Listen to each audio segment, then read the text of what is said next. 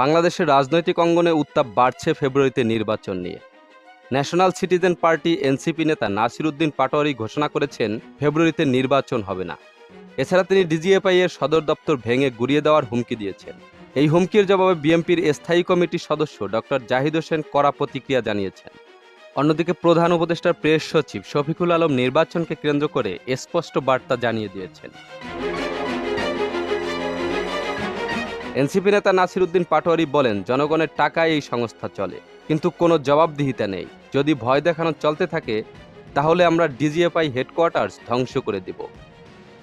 এই হুমকির জবাবে 13 আগস্ট ডক্টরস অ্যাসোসিয়েশনের নেতাদের সঙ্গে জিয়াউর রহমানের সমাধিতে শ্রদ্ধা জানানোর পর ডক্টর জাহিদ হোসেন বলেন, ধমক দিয়ে থামিয়ে রাখা যাবে না নির্বাচনী অভিযাত্রাকে। তিনি এনসিপি এর মতো হুমকিকে স্বৈরাচারের পদধ্বনি বলে অভিহিত করেন।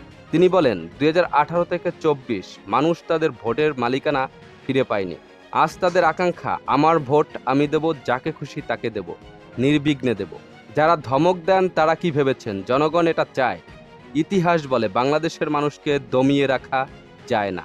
ডক্টর জাহিদের এই বক্তব্যে স্পষ্ট যে তিনি এনসিপি এর হুমকিকে স্বৈরাচারের সঙ্গে তুলনা করেছেন এবং জনগণের সরাসরি ভোটের অধিকারের উপর জোর দিয়েছেন। অন্যদিকে প্রেস সচিব শফিকুল আলম বলেন, ফেব্রুয়ারিতে নির্বাচন অনুষ্ঠিত হবে।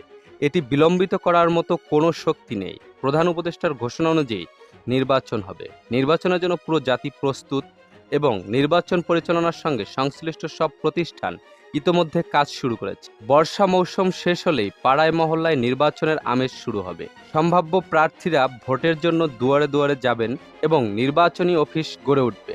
এই আমেজ সব জায়গায় ছড়িয়ে পড়বে এবং যারা সন্দেহ পোষণ করছেন তাদের সন্দেহ দূর হয়ে যাবে। নির্বাচন ফেব্রুয়ারিতেই হবে এবং রোজা শুরু হওয়ার আগেই হবে। এই বিতর্ক বাংলাদেশের গণতন্ত্রের ভবিষ্যৎ নির্ধারণ করতে পারে।